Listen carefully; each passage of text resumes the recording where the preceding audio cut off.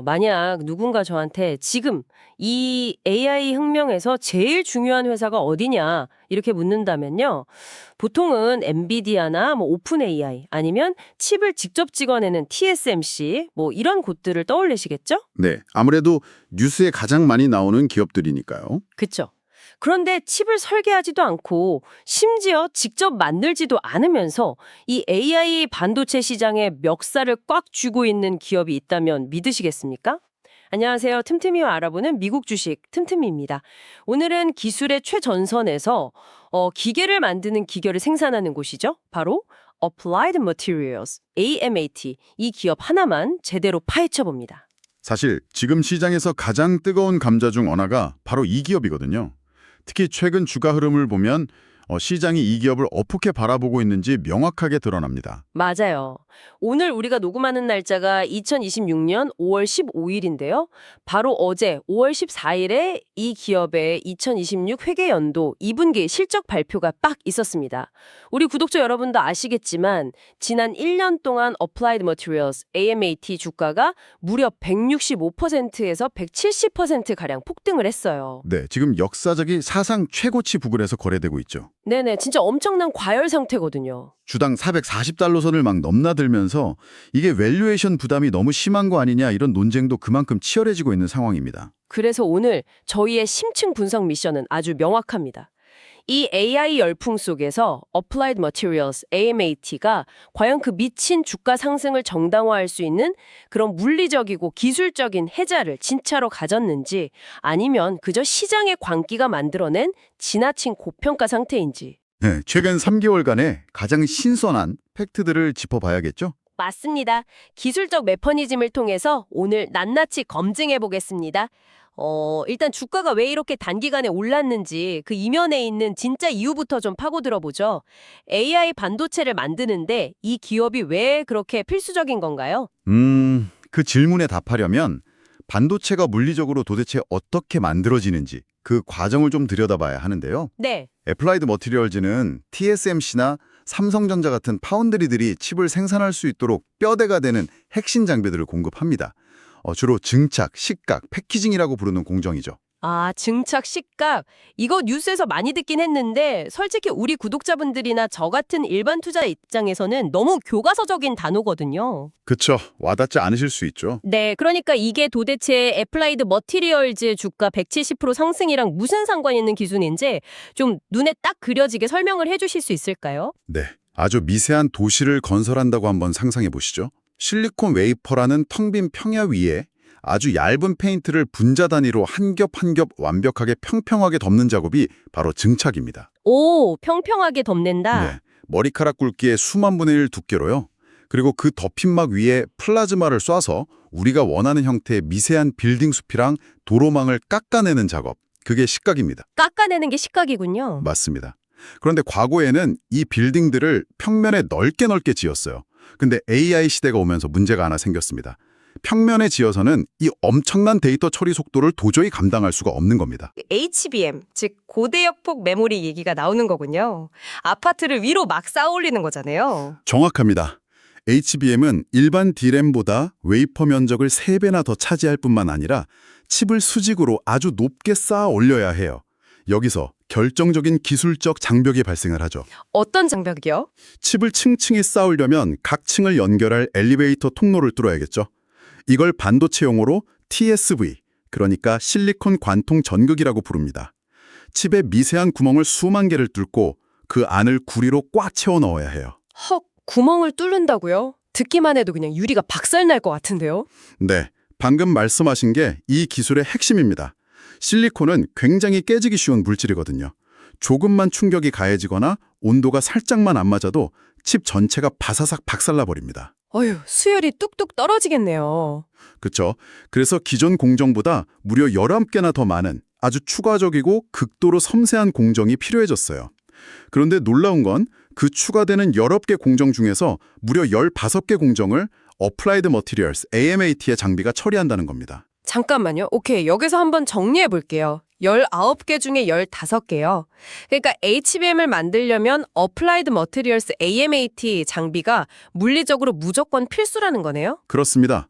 화학 물질이랑 플라즈마를 완벽하게 통제해서 실리콘이 깨지지 않게 구멍을 뚫고 채우는 기술력, 이 부분에 있어서 대체제가 거의 없기 때문이죠. 와, 이 회사가 그 추가 공정 장비 가치의 50% 이상을 독식한다는 게 그냥 뭐 영업을 잘해서가 아니라 칩을 박살내지 않고 구멍을 뚫을 수 있는 기계가 거기밖에 없기 때문이었군요. 그렇기 때문에 주가가 이 AI 열풍에 제대로 올라탈 수 있었던 겁니다.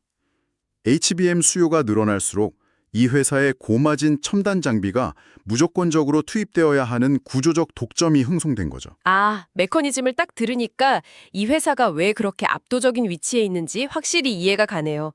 근데 여기서 최근에 주가를 한 번 더 빵 띄운 엄청난 뉴스가 있었잖아요. 네, 5월 초에 있었던 뉴스 말씀이시죠? 네네. 2026년 5월 초에 세계 1위 파운드리 TSMC가 애플라이드 머티리얼즈, AMAT가 실리콘밸리에 무려 50억 달러, 우리 돈으로 거의 7조 원을 들여서 짓고 있는 에픽센터, 그 R&D 허브의 창립 파트너로 합류했다고요. 이 소식 하나만으로 당일 주가가 6%나 올랐습니다. 도대체 이 센터가 뭐길래 TSMC가 합류한 게 그렇게 큰 호재인가요? 이 에픽센터는 세계에서 가장 진보된 차세대 반도체 장비와 공정을 연구하는 거대한 R&D 허브인데요. 과거의 반도체 생태계는 일종의 직렬 방식이었습니다. 직렬 방식이요? 네, 칩 제조사인 TSMC가 우리가 2나노, 1나노 칩을 만들 테니까 이런 사양의 장비를 만들어줘 하고 장비사에 주문을 하면 장비사가 그걸 개발하고 테스트하고 다시 피드백을 받고 이 과정에 보통 몇 분기, 길게는 몇 년이 걸렸거든요. 그걸 지금 하나로 합친다는 건가요?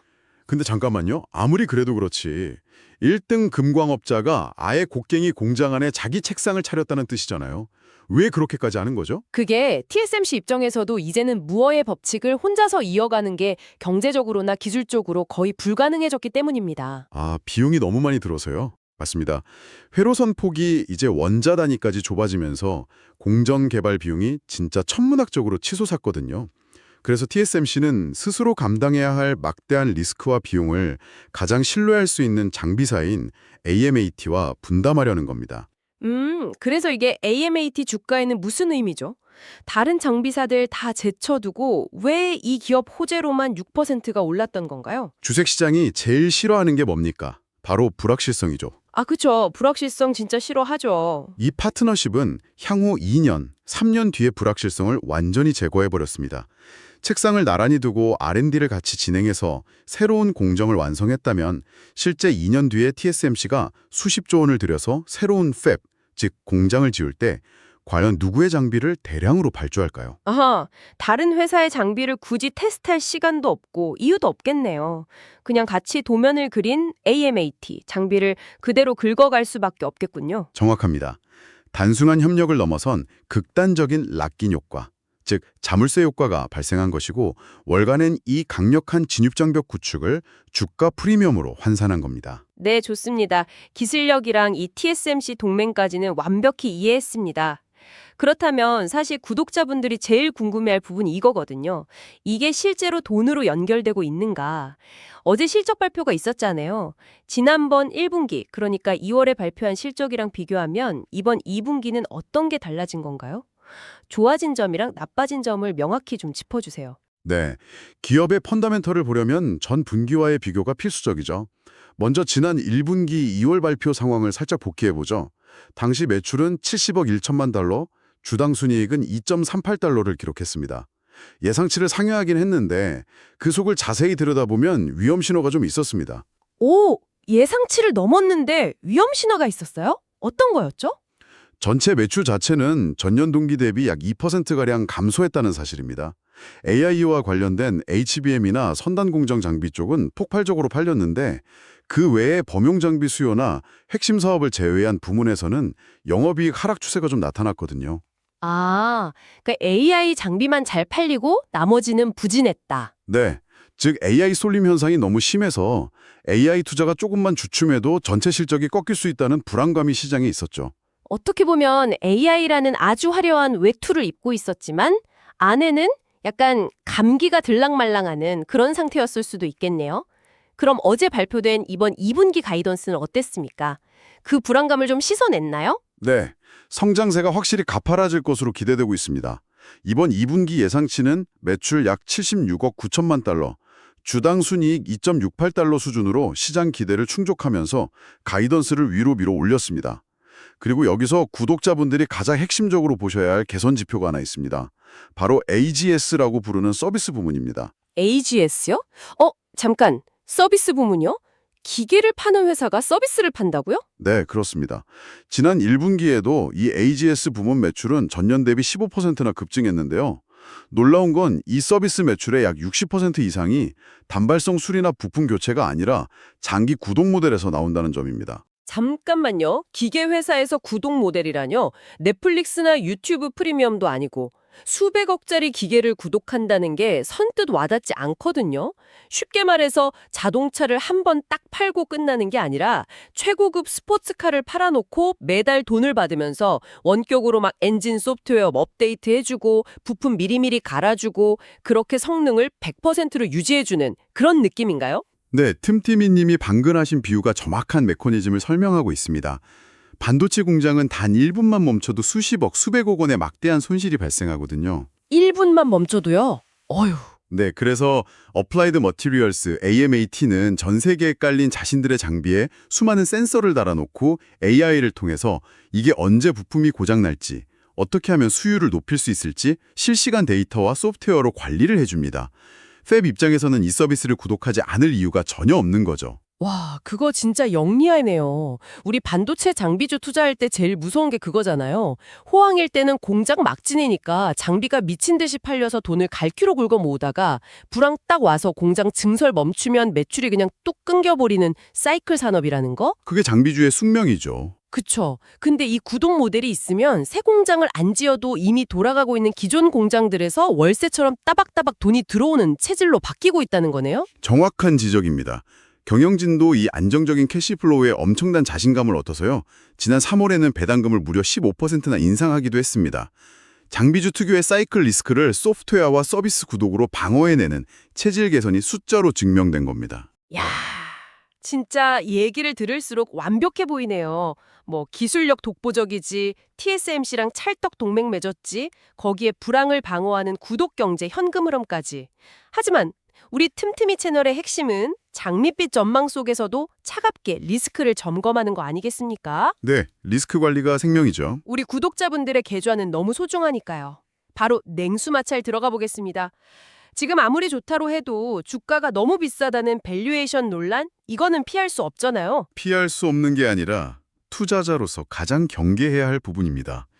현재 어플라이드 머티리얼즈의 주가 수익 비율, 그러니까 PE가 무려 35배에서 44배 수준으로 오가고 있습니다. 40배 부근이요? 네. 지난 10년간 이 기업의 평균 PE가 18배에서 25배 수준이었던 것을 감안하면 지금 주가는 엄청난 고도에 떠 있는 겁니다. 와, 평균이 20배 근처인데 지금 40배면 거의 2배나 고평가받고 있다는 거네요. 이게 어플라이드 머티리얼즈 주가에 어떤 의미로 작용할까요? 현재 주가는 앞서 우리가 막 감탄했던 그 모든 호재들 있잖아요. HBM 독점력, TSMC 시너지, 서비스 매출 증가. 이런 완벽한 시나리오를 단 하나의 오차도 없이 100% 달성할 것이라는 전제를 이미 선반영하고 있다는 의미입니다. 아, 좋은 건 다 가격에 들어가 있다. 그렇죠. 만약에 공급망 차질이나 거시경제 이슈로 다음 분기 실적이 월가 예상치에서 단 1달러라도 빗나가거나 가이던스를 살짝만 낮춰도 주가는 정말 자비 없이 폭락할 수 있는 그런 살얼음판 위에 서 있는 겁니다. 높이 나는 새가 떨어질 때 더 아픈 법이니까요. 완벽해야만 본전이라는 건 투자자 입장에서 정말 상당한 심리적 압박이네요. 그리고 전문가님, 밸류에이션 말고 제가 자료를 보면서 제일 걱정됐던 치명적인 리스크가 하나 더 있습니다. 중국 매출 비중 말씀이시죠? 네, 바로 차이나 리스크예요. 잠깐만요. 지금 이 회사 전체 매출의 약 28%에서 30%가량이 중국에서 나오고 있더라고요. 게다가 최근에 미국 상무부 수출 통제 규정 위반 혐의로 2억 5,300만 달러, 우리 돈으로 한 3천억 원 넘는 합의금을 물어주기도 했잖아요. 네, 데이터상으로 가장 뼈아픈 타격점이 될 수 있는 부분이죠. 미국의 대중국 반도체 제재는 갈수록 촘촘해지고 있으니까요. 그러니까 제 말이 그겁니다. 만약 미국 정부가 수출 규제를 점점 더 세게 걸어버리면 중국에서 벌어들이던 그 거대한 매출 30%가 허공으로 싹 날아가는 거잖아요. 여기서 타격을 입으면 아무리 AI 장비 수요가 폭발한다고 해도 매출에 구멍이 크게 나는데 어플라이드 머티리얼즈 AMAT 주가가 버틸 재간이 없지 않나요? 표면적으로는 충분히 그렇게 우려하실 수 있습니다만 정확한 수치와 매출 구성을 좀 뜯어보면 회사가 상당히 전략적으로 방어선을 구축해 놓았다는 걸 알 수 있습니다. 우선 중국 시장에서 발생하는 매출의 상당 부분은 그 수출 통제 대상인 최첨단 AI 장비가 아닙니다. 그럼 대체 중국에 뭘 팔고 있는 거죠? 이른바 ICAPS라고 부르는 범용 반도체 장비들입니다. IoT, 통신, 자동차, 전력, 센서의 앞글자를 딴 시장인데요. 전기차나 냉장고, 스마트폰에 들어가는 약간 성숙한 공정의 반도체를 만드는 장비들이죠. 이 시장은 현재 미국의 최첨단 수출 통제망에서 상대적으로 아주 자유롭습니다. 아하, 그러니까 중국이 미국의 제재를 피해서 이런 범용 반도체 공장이라도 엄청나게 지어대니까 거기에 들어가는 장비를 어플라이드 머티리얼즈가 싹 쓸어 담고 있다는 거군요. 네, 맞습니다. 근데 만약에 미국이 야, 범용 장비도 팔지 마 하고 전면적인 규제를 때려버리면 어떡하죠? 물론 그럴 가능성도 배제할 수는 없겠지만 현실적으로는 매우 어렵습니다. 이 ICAPS 시장을 전면 차단해버리면 중국뿐만 아니라 글로벌 전기차나 산업용 전자기기 공급망 전체가 마비되기 때문이죠. 미국 본토의 제조업체들도 엄청난 타격을 입게 됩니다. 얽히고 설켜 있어서 함부로 막을 수가 없군요. 그렇죠. 게다가 더 중요한 방어막은 앞서 우리가 얘기했던 AGS 서비스 부분입니다. 규제로 인해서 새로운 장비 수출이 혹시 잠시 멈춰더라도 이미 중국 전역에 깔려있는 수많은 기존 장비들에서 발생하는 유지보수 구동 매출이 충격을 크게 상쇄시켜줍니다. 와, 중국 리스크라는 게 단순히 수출 못해서 큰일 난다가 아니라 규제를 피할 수 있는 범용 장비 시장 장악력이랑 서비스 구동료라는 두 개의 튼튼한 방패로 아주 치열하게 방어를 해내고 있는 거네요.